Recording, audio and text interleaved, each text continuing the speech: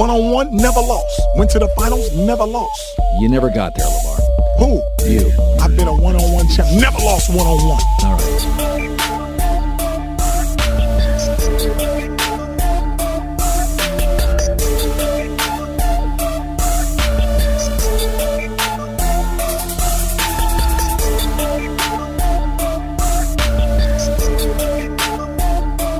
Back at it again, it's the guy Spencer. You know what time it is. It's time for week 2 of the top 10 most intriguing games of East Texas. Fun time last week. Week 1, a bunch of games went down. A lot of points scored. Some basketball scores out there for week 1. Definitely some teams in East Texas got to work on tackling over the past week. We'll see if any of them improved, but a lot of high scoring games. A couple of showdowns that were very impressive. Last week's game of the week was Kilgore and Carthage. They went down to the wire. Carthage winning like they always do, 30 to 27 over Kilgore. Saw a crazy stat. Shout out to the Panola Sports guy. Scott Surratt is 98-2 over the last 100 games. That is just absolutely asinine. That makes no sense. But like we start to show off every week, let's get into it with the top 10 players of the week. This week at number 10, Jaylon Wheeler, the defensive end from Pleasant Grove. Wheeler had 8 tackles, 7 of them for a loss, and of those 7 for loss, 2.5 came up in sacks in a huge 10-7 win over Brock. I expected Pleasant Grove to overwhelm Brock, and they didn't. It was a 10-7 ball game. They needed every one of those tackles from Wheeler. 2.5 sacks. They all came in at, he showed his explosiveness, and, he was one of the top 10 defensive linemen coming back, and he showed his worth in week 1. At number 9, J.J. Garner from Timpson. He had 133 passing yards, 14 carries, over 200 yards on the ground. Filling in for Terry Bussey. Terry Bussey had a surgery in the offseason, little minor knee surgery. He's going to be out for the first couple of weeks of the year. In steps J.J. Garner, and Timpson goes and beats the dog out of Beckville again. Was expecting this to be a tighter game. Was expecting, maybe Jacoby Williams to get off a little bit more than he did the Texas Tech commit, but J.J. Garner went off and had a great game. And he comes in at number 9. At number 8, Colt Sparks, 15-17, 212 yards, 2 touchdowns, 10 carries, 84 yards, and a touchdown on the ground. Just a strong performance from Colt Sparks. He was a guy to watch. I remember as a sophomore, he had a pretty good summer coming out at 707, and got a really good start to the year over Spring Hill. They beat the absolute dog out of them like 64-20. So great week from Coach Sparks. At number 7, Chase Johnson from Dangerfield, 10-17, 221 yards and 3 touchdowns, 5 carries, over 100 yards, and 1 touchdown on the ground as well, as Dangerfield put it on Gladewater 53, I believe, to 32. An explosive game. He hit Amarian Simon Jones deep for a touchdown. He had a long run and a touchdown himself. Chase has showed some great speed and some athleticism. That's one of the things that he proved on over the summer. He didn't run it like that last year. He had a long touchdown, but he was moving last week. At number 6, Ricky Stewart, 20 carries, 287 yards, 1 touchdown in the big 71-53 win over Gilmer. Ricky Stewart, 20 touches, 287 yards. One touchdown. You run for 287 yards, you want to have like 6 touchdowns. But he only had 1 score, but he was just consistent all week. He averaged 10 yards a pop. So every time he touched the ball, he was a guaranteed first down. 1 touchdown on the game, and it's a great start for a great running back down there in Chapel Hill who had a pretty good game in week 1. At number 5, another running back, Caden Dixon from center. He had 21 carries, over 250 yards, and 3 touchdowns against Tatum. Scored from 59, 54, and I believe 45 as well. Just a big old dude, and once he gets in the open field, you can forget about it. That dude is just absolutely explosive. He runs over people and run by them. He can do it all. At number 4, Trey Davis, a troop, 3 catches, 193 yards, 3 touchdowns. A guy that played running back last year. This year they moved him to receiver, and that was interesting in itself. But he went off against White Oak. They beat the dog out of White Oak, 71-14. It was over with before the game. They scored 35 points. It was 35-0 after the first quarter. So A very explosive game from Trey Davis, who had he had an explosive year last year, just outside of the top 100 last year for me.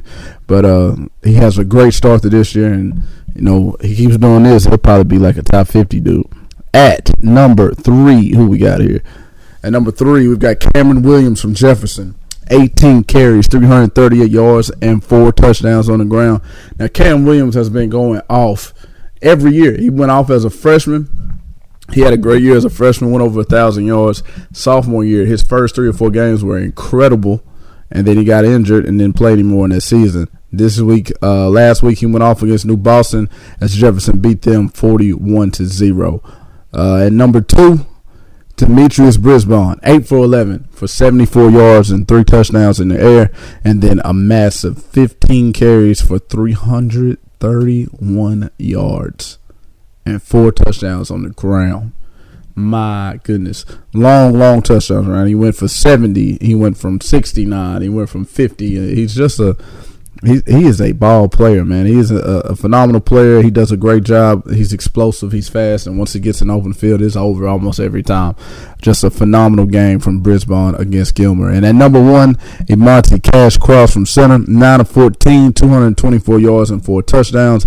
Then he had 15 carries, another 221 yards and 3 touchdowns on the ground in a huge 80-63 win over Tatum.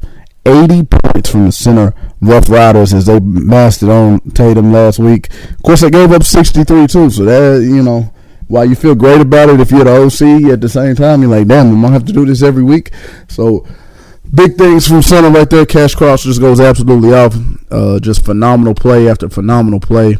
And this guy's he did it last year, and he's off to a great start here in 2023. All right, the top 10 plays of the week. At number 10B anyway, we're out here in Van, and the running back gets the ball and he fumbles in traffic. But the right tackle, Jose Suarez, picks the ball up, makes 1 miss, makes 2 miss. And they got to jump on this big man. Get him down. Great play from Jose Suarez. At number 10A, it's a Gilmer. It's a kickoff return here. A 95-yard kickoff return for a touchdown against Chapel Hill. Gets through the lane, finds a crease, and he starts sayonara for the rest of it. He's going to go 95 yards for the Buckeye touchdown, and they're lost to Chapel Hill. At number 9, Keyshawn Rawls, a 42-yard touchdown run as he blurs through Harmony as they beat the Harmony Eagles with an upset. Well, maybe not an upset, but a pretty good game, and where Harmony loses to Hooks out there. At number 8, it's Lindell's tailback. He's going from over 80 yards. Number 0, he just punches off that left side. Casey Poe had 18 pancake blocks in last week's game. Unreal. Number 7, Derek Williams, Kilgore, a 67-yard touchdown run as he zigs and zags and gets in and out of the defense all the way into the end zone. 67 yards against Carthage. Kilgore probably should have won that game, made crucial mistakes at the end. At number 6, we got, it's Kilgore again. It's Malachi Pierce with a pick 6 to 25-yard interception return to the crib there for Kilgore. At number 5, it's Taylor Tatum against McKinney. Longview lost 23-21, but this got us right back in the game. A 67-yard touchdown run there from Taylor Tatum as he went nuts at the end of that. At number 4, this is a pass to Jalen Brown from Nacogdoches. Just a simple hitch, but you 2-3 defenders can get off of me, and I'm going to finish this deal. 74-yard touchdown there for Jalen Brown. Big win for Nac over Palestine. Here is Monty Cross right through the middle of the defense. Whoop! Did you see that? Oh, my goodness. Put him on his face. Yeah, that's a nice juke move, and he's going to skate all the way to the end zone. Touchdown, Cross, touchdown center. At number 2, here we go. It's Demetrius Brisbane, and you want to talk about making people miss. Oh, that was an ankle there. Oh my God, 2 of y'all got it. Ooh, that boy tough, man. That boy's tough, looking like an early contender for the number 1 spot. And at number 1 is Trey Davis. This one off the jet sweep, gets a little handoff in front of him. Really ain't a handoff. They toss it to him, and he just zigzag. Ooh-wee, y'all can't touch me. I'm going to the crib with this one. I don't know how far that one was, but a nice jet sweep that he reverses field on and goes untouched all the way to the crib for a touchdown there for Troop. So those were your top 10 plays of the week. But no further ado, let's find out what the top 10 games, the top 10 most intriguing games of the week, starting with number 10. Number 10, Winsboro versus Canton. Two 1-0 teams facing off here. Winsboro got off to a great start. Not as explosive as I thought they would have been coming out of the gate. Kyler Finney threw for about 255 yards, but Tyson Johnson was a real story. I think he had like 17 touches for over 100-something yards and 2 touchdowns last week. And they're facing Canton, coming off of they're 1-0. Two 1-0 teams about to face each other. Justice Petrie had the biggest game for them last week, went over 100 yards in the receiving. So it'll be interesting to see how these two match up and pair off this year. Last year, Winsboro, of course, got the best of Canton. Canton wasn't too hot last year, but Canton starting off 1-0. It's a great start, so let's see if they can keep this up all year long. At number 9, Mount Vernon versus Gladewater. This is a really intriguing game for me. Mount Vernon were explosive last week, and Mitchell Newzard was the new receiver for them. It went over 100 yards for them, had a couple of touchdowns, and their win last week. Gladewater coming off the loss to Dangerfield. We just know how explosive they are. They got two great wide receivers, a very, very, very great quarterback in Chase Johnson. So kind of expected Dangerfield to be explosive like that. So it wasn't too much of a surprise that they gave up those points to Dangerfield. But this is a bounce back week. Can they stop Mount Vernon? Mount Vernon for the last 2-3 years have been very explosive on offense. But with Mackenzie McGill gone, Caden Kaufman gone, Jaden Horton gone, all those guys who've been great players over the last 2 years, Braden Bennett, the quarterback, are they still going to be that same explosive unit? Can Gladewater get stopped and get into the win column? Let's find out this week. At number 8, Chapel Hill and Van. Very impressive win for Van last week. I really thought Pine Tree was going to go down there and take care of business. I don't know why, as a Lobo, why I would say that. But anyway, y'all know how I get down. But Van, very strong defensively, and they've been strong defensively for the last 3 years. Very strong defensively last week. They stopped Pine Tree pretty good. And so they're going to go against one of the most explosive offenses in East Texas. Last week, Chapel Hill put up 71 points. Ricky Stewart over 250, 287 to be exact, 330 on the ground from the quarterback last year. Does Van have enough defensively to shut down the Chapel? Well, not shut down, but just at least slow down these Chapel Hill Bulldogs? I think not. I think I got Chapel Hill going big in this one, but it'll be interesting to see this Van defense against Chapel Hill's explosive offense. At number 7, Kilgore and Gilmer. This is a great football game to go to if you guys are looking for a game to go to this week. Derek Williams had a pretty strong opening game. Took care of the ball for the most part last week. Had an explosive run, as you guys saw in the top 10 plays. And he's just going to grow. Remember, the last 2 seasons, Demarion Van Zandt has been a quarterback for Kilgore, and he's been very good for them. So, they're trying to replace both Van Zandt and Isaiah Ross, and I think Derek Williams is a great catalyst to start that kind of recovery here. They should have won last week. If you ask many Bulldog fans, they should have won the game last week. And how great of a first win would that have been for the Bulldogs this year? But they're going to get a chance to get a great first win if they can go in against Gilmer. Gilmer's already proven it. They defensively, they need a little help. They gave up 71 points to a very explosive Chapel Hill team. Will Henderson, though, on the other hand, ran for over 220-something yards last week for Gilmer. So offensively, those guys have it. They can run the football. Caden Tennyson didn't have the greatest game throwing, but they can run the ball and lean on Will Henderson. And Kilgore didn't do the greatest job of stopping those running backs last week. KJ Edwards from Carthage went over 100 yards. KJ Matlock had a huge 67-yard touchdown run to start the game. So Kilgore showed that there is some flaws in their run defense, and Gilman has shown that their run offense is the strength of their offense. So this is a very intriguing matchup between these two. And I don't know who I'm picking. I'm probably going with Kilgore. But I wouldn't be surprised either way in this one. At number 6, Mount Pleasant versus Sulphur Springs. And while these two names usually get a draw of a yarn out of people, Mason McMahon is a dude out there in Mount Pleasant. This guy can really play at quarterback position. He's a smooth operator. He can really go. And on the other side of it, you got Brady Driver. Both these teams are 1-0. So this is an intriguing matchup. Two quarterbacks that I think are smooth players that I think both could possibly make the top 100. Brady Driver again and Mason McMahon for the first time. So I'm interested to see how this matchup goes on Friday night. At number 5, Lufkin versus Nacogdoches. This rivalry week. The top 5 games of rivalries big time rivalries here in East Texas. Lufkin and Nat go back I don't know how long. They've been playing for a very, very long time. Both teams are 1-0. I think last year lost either one of them years. Knack beat Lufkin.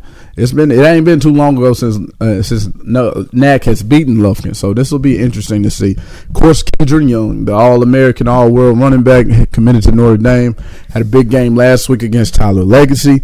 What can he do? How can they build off of that? But T.J. Hammond was the real surprise for me in Lufkin.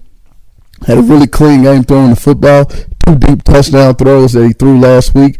Looks to have improved over past season. So I'm interested in seeing what Hammond and Kedron Young can do in this rivalry game against Nacogdoches. And Nacogdoches has a dude named Jalen Brown who's 6'4", 190 pounds. You saw him run that long hitch and go into the end zone, but he also drug defenders after another hitch he scored last week too.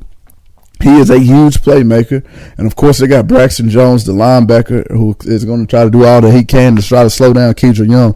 This will be very, very, very intriguing. These are 2 top rivals. It's kind of like Longview Marshall, Tyler High, and John Tyler. These two teams hate each other just like those 2 rivalries. And so this will be interesting. You can throw the record out the window. And I'm going upset. Give me Nacogdoches in this one. At number 4, Tyler High versus Tyler Legacy. Same thing. It doesn't matter what the record is. When these 2 boys get across from each other, you better go get mom, you better go get dad, because these 2 brothers are about to have a whole fist fight. It's like this every year. It's a shootout every year. And so it'll be interesting to see which one of these teams decide to play defense, if any of them decide to play defense on Friday. Tyler High, explosive. They won a 5th. They won a 5 overtime game against Marshall last week, 36-34 or 38-36, one of those. And Legacy is coming off a loss at Lufkin last week. So, like I said, you can throw the records out the window. When Tyler High and Tyler Legacy, John Tyler and Tyler Lee get ready to throw down, none of those records matter. You better be there for 4 quarters because it's going to be a hell of a football game. At number 3, Jefferson versus Timpson.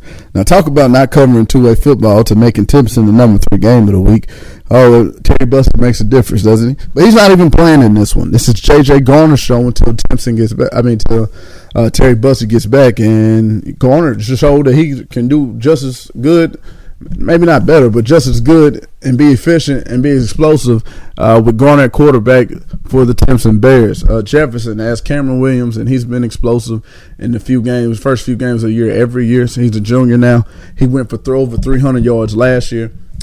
Timpson did a great job of slowing down Jacoby Williams last week, and it'll be interesting to see if Cameron Williams can get off like he did against New Boston. These are 2 completely different teams, and I'm also very interested to see if J.J. Garner can continue the success as we await the return of Terry Bussey to come back for Timpson. At number 2 is Longview and Marshall, the 120th, 1,000th time we've played each other. Both teams coming off losses to start the season off. Longview, I think we probably, if you ask anybody who was there, we probably didn't play well enough to deserve the win, but at the end of the day, we were right there at the end of the game to possibly win it. So a bunch of mistakes made. You guys know John King is going to try to clean this thing up. Will Longview clean up their mistakes? Will they look like a dominant football team like they could at times? Look like very good dominant teams, very stifling defense at times against McKinney last week. The offense really didn't even pop, but in the second half, we were kind of explosive. So we'll see what happens when we face against Marshall. Marshall, on the other hand, coming off a 5 overtime win, this looks like a much improved team from last year. Offensively, it looks like they are much improved, but playing Tyler High and then playing a team like Longview is 2 completely different things. Plus, like every other great rivalry, throw the records out of the window, and it's in Marshall. And the last time that Marshall won a game against Longview was in Marshall in 2015. So will they repeat history? I don't know. I hope not. I don't think so, but we'll see. At number 1. The most intriguing game for me this week is Tatum versus Dangerfield. Tatum coming off a 63 offensive explosion as they're getting ready to play a team that put up 50 points last week. The only problem for Tatum is that they gave up 80 freaking points last week. So for Dangerfield, you're probably licking your chops going into this one, thinking that you're going to be able to be as explosive as ever. Dangerfield is as explosive, if not more explosive than center offensively. The question is, can Dangerfield stop Tatum? Tatum scored 63 points last week, and that offense that they run, you don't see it every week. They got some wing-back stuff going on. They also have some spread principles now on their offense, too. They're offensively, they're as explosive as anybody else. They probably scored the third most points in East Texas last week. Just, it's going to come down to if they can tackle somebody, because they gave up the most points probably in Texas with 80 points last week. So I'm very excited to see, what Aaron Hampton, who went off last week, he had a 70-something yard touchdown run and a 55-yard run last week. Chase Johnson, who went off on the ground and through the air. Very excited to see what those two can do against a defense that struggled last week. But I'm also anxious to see with this Tatum offense, can they take the air out of the football? Can they run the football? Limit possessions for Dangerfield and try to keep this thing close and have a chance to win the game at the end of the game. And that's all that matters. So it's been another one. I know I'm probably out of breath because I feel like I kind of rushed this thing. But, hey, you know what it is. The top 10 most intriguing games of the week. Keep checking in. Very anxious to see how this next week of football plays out. The season is getting started. This thing is starting to get fun. The next 3-4 months are just going to be a blast watching football all over East Texas and trying to report and get y'all the best East Texas podcast that there is. Right? Spence & Co. We out of here.